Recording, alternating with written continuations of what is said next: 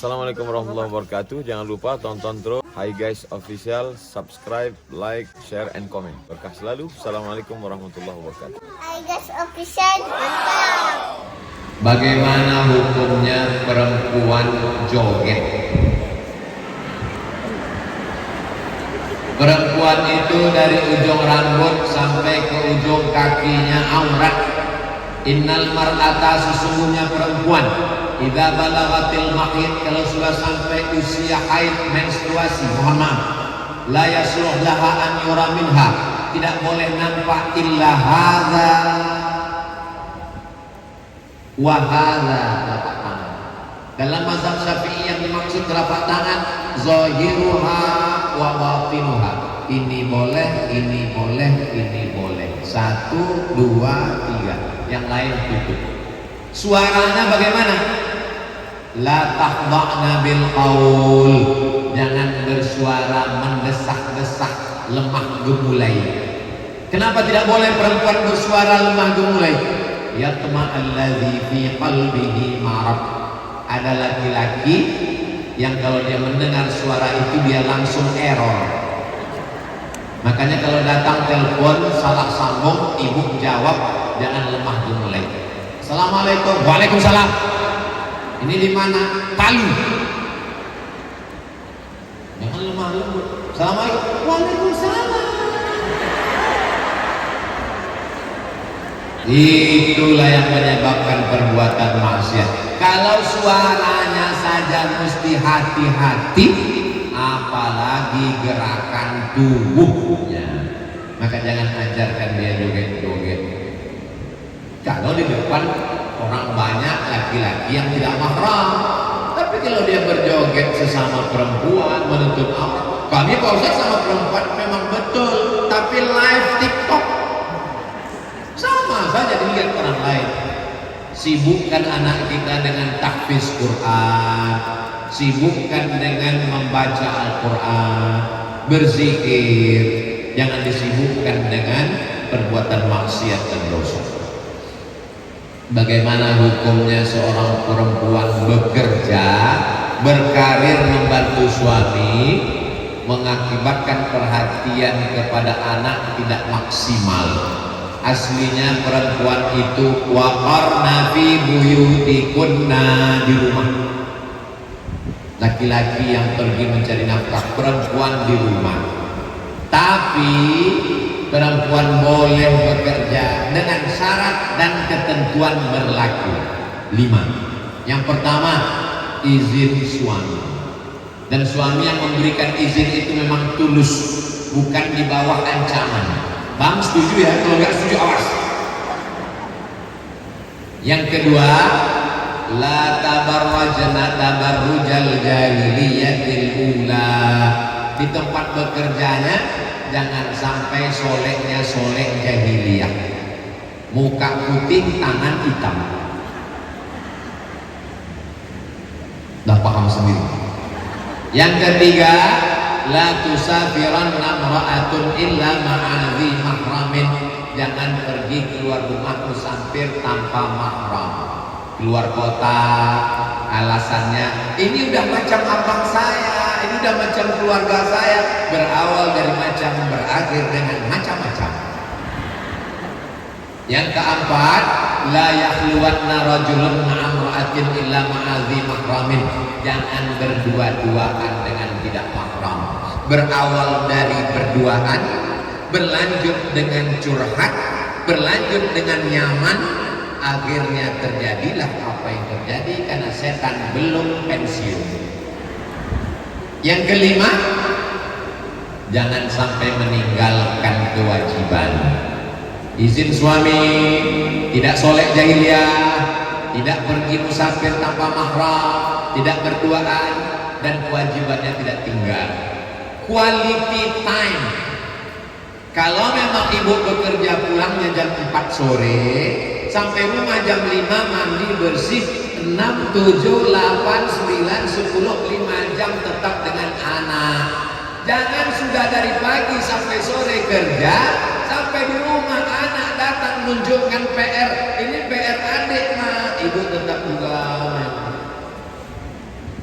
Ini PR adik mah, anaknya dipoto, ini anak resek banget. Handphonenya matikan karena dari pagi dia tidak dapat kasih sayang, maka 6, 7, 8, 9, 10 berikan dia kasih sayang yang sempurna. Bagaimana hukumnya seorang perempuan bekerja? Dalilnya mana perempuan boleh bekerja? Asma binti Abi Bakar membawa makanan onta di atas kepalanya. Nabi melihat, Nabi menolong dan mengantarkannya pulang tanpa melarang. Hadis takriri. Seandainya tidak boleh pasti Nabi marah. Hei Asma, jangan keluar lagi. Itu hadis takriri, perempuan boleh beraktivitas dengan tetap menjaga 5 syarat tadi. Bukan kata Abdul Somad, kata Syekh Atiyah Sohar dalam kitab Fatwa Al-Azhar, Fatwa Al-Azhar. Ustadz minta doanya biar cepat dapat jodoh. La tuqra'u fi amrin asirin. Kalau surat ini dibacakan pada perkara yang sulit dan susah, illa yassarahullah, dimudahkan Allah. Maksudnya adalah surat Yasin. Dalam muqaddimah surat Yasin, tafsir Ibnu Katsir. Maka baca surat Yasin, setelah baca minta pada Allah, ya Allah, barokah surat Yasin, mudahkanlah jodoh. Adakah yang sulit bagi Allah? Innama amruhu iza arada syai'an ayaqula lahu kun. Tidak ada yang sulit bagi Allah. Asam di laut, asam di gunung, garam di laut, bertemu juga dalam belanga. Itu kata orang Indonesia. Kalau kata orang Barat, man from Mars, woman from Venus. Laki-laki dari planet Mars, perempuan dari planet Venus bertemu di bumi. Tidak ada yang sulit bagi Allah mempertemukan rezeki, langkah, pertemuan, maut dalam kuasa Allah. Minta kepada Allah. Idza sa'alta fas'alillah wa idza sta'anta fasta'in billah. Setelah baca Yasin, sholat sunat hajat. Usolli sunnatal hajat. Bagi yang pakai usolli. Yang nggak pakai usolli dalam hati. Hajatnya jangan disebut, apalagi sholatnya di masjid kuat-kuat. Usolli sunnatal hajat untuk jodoh. Nanti ditanya kawan sebelah, udah umur berapa? Allahu Akbar. Minta di sujud terakhir. Aqrabu ma yakunul abdu min rabbihi wa huwa sajid. Orang paling dekat dengan Allah ketika sedang bersujud.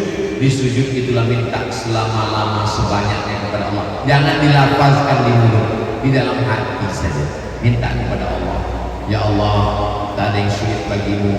Kirimkanlah seorang pangeran yang paling ganteng sedunia akhirat. Amin. Yang ketiga, Rabbi la tadharni fardan wa anta khairul warithin.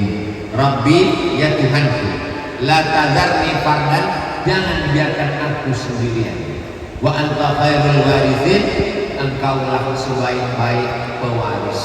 Yang menghafal doa ini yang gadis sama yang lajang aja.